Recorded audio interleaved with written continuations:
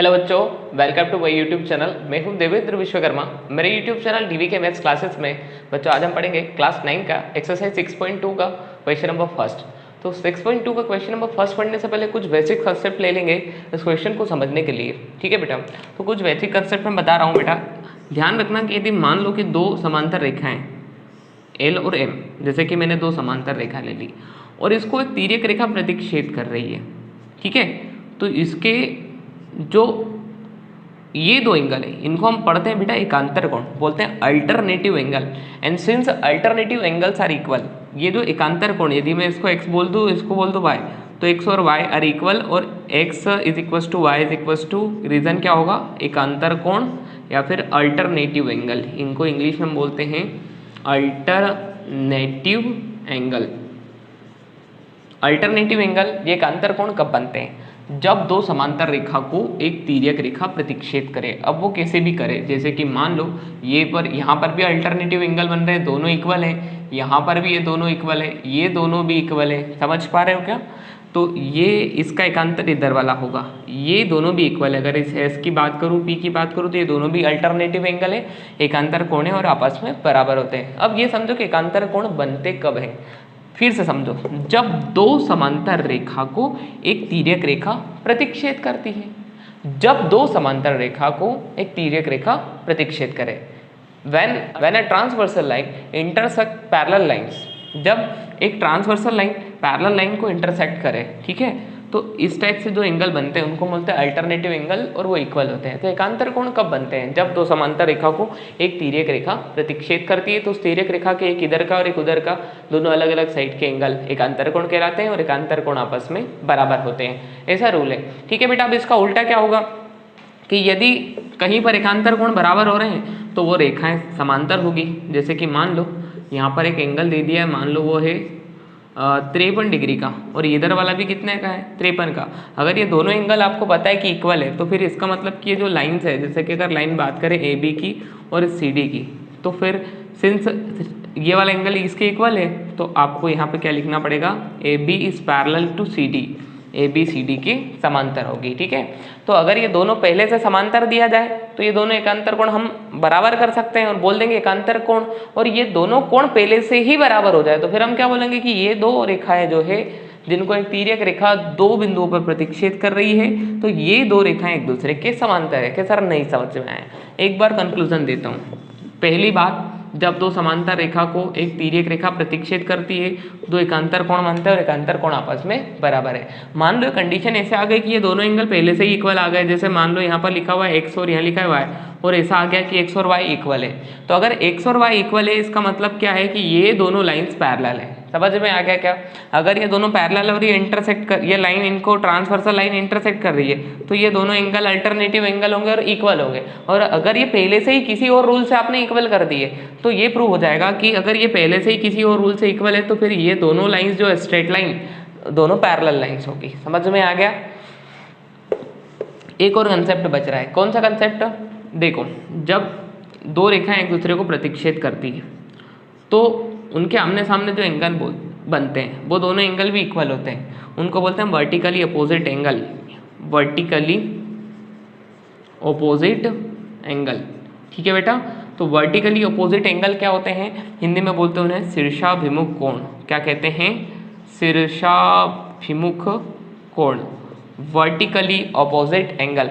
तो ये एंगल इधर वाले एंगल की इक्वल होगा, ये दोनों वर्टिकली अपोजिट एंगल है और ये दोनों वर्टिकली अपोजिट एंगल है, एंड बोथ आर इक्वल। क्या सर हमेशा ऐसी कंडीशन बनेगी? जरूरी नहीं है। मान लो ये यहाँ पर दो एकांतर कोण बनेंगे, अब सॉरी शीर्षाभिमुख कोण बनेंगे, तो ये वाला होगा इसका शीर्षाभिमुख, दोनों इक्वल होंगे, और ये वाला इसका शीर्षाभिमुख होगा, ये दोनों भी इक्वल होंगे। ठीक है ना? तो शीर्षाभिमुख कोण आपस में बराबर होते हैं। क्या सर शीर्षाभिमुख कोण वर्टिकली अपोजिट एंगल बनते कब है? When two lines are intersect each other at any point. जब दो लाइनें एक दूसरे को कहीं पर भी इंटरसेक्ट करती तो उनके दोनों ओर के एंगल को हम बोलते हैं vertically opposite angle. And since we know that vertically opposite angles are equal, तो ये हो गए शीर्षाभिमुख कोण। और मैंने अभी आप लोगों को बताया था कि एकांतर कोण कब बनते हैं। तो ध्यान रखना, जब जेड जैसी आकृति आ जाए, जब एम जैसी आ जाए, आई जैसी आ जाए, एच जैसी आ जाए, तब एकांतर कोण बनते हैं। यहाँ पर ये रहे एकांतर कोण, यहाँ पर ये रहे, यहाँ पे ये वाला एंगल जो है इधर वाले एंगल के इक्वल आएगा, ठीक है। ये जो यहाँ पर बनेगा यहाँ के इक्वल आएगा, ये जो है वो इसके इक्वल आएगा, और इसमें क्या है, ये इसके इक्वल आएगा। समझ में आया? तो जब दो समांतर रेखा को एक तिर्यक रेखा प्रतिच्छेद करती है तो दो एकांतर कोण बनते हैं और एकांतर कोण आपस में बराबर होते हैं। अब हम आइए वेरी फर्स्ट क्वेश्चन को ट्राई करते हैं। तो क्वेश्चन नंबर फर्स्ट के सॉल्यूशंस की बात करें बेटा, तो क्या दिया है आपको, कुछ भी नहीं है। x और y के मान ज्ञात कीजिए इस आकृति में। तो एक आकृति में x यहाँ पर है और y यहाँ पर है। तो सबसे पहले देखो कि एक स्ट्रेट लाइन है और उसके एक ही और एक दो एंगल बने हैं, तो कोणों के रेखिक युग्म से इनका योग हो जाएगा 180। तो 50 + x बराबर 180, और रीजन दे देंगे कोणों का रेखिक युग्म, लीनियर पेयर, कोणों का रेखिक युग्म, इंग्लिश में लिख सकते हो LP, लीनियर पेयर। x का मान कितना आ जाएगा बेटा 180, ये प्लस का 50 ट्रांसफर कर दो, माइनस का 50 आ जाएगा, x = आ गया आपका 130, ठीक है। तो आपका x आ गया 130 का, ठीक है।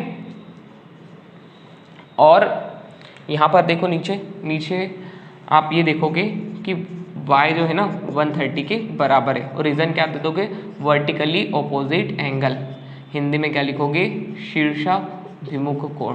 क्या लिखोगे बेटा, शीर्षाभिमुख कोण। ध्यान से देखना, ये दोनों रेखाएं एक दूसरे को प्रतिच्छेद कर रही है, ये और ये।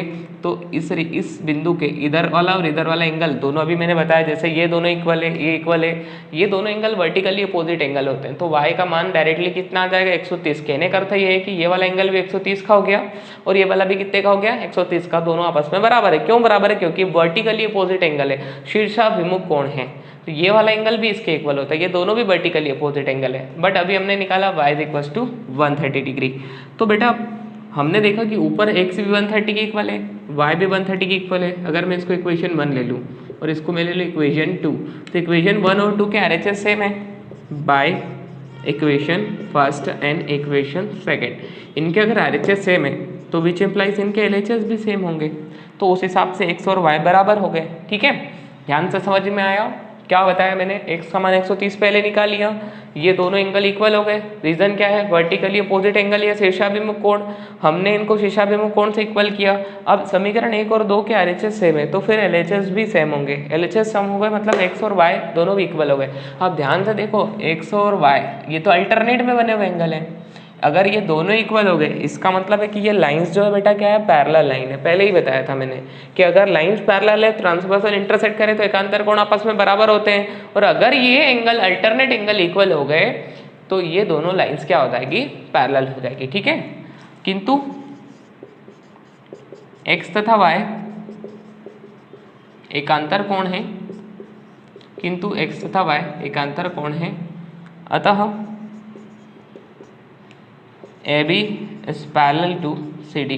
इंग्लिश में क्या लिख सकते हो, but x and y are alternative angle, alternative interior angle,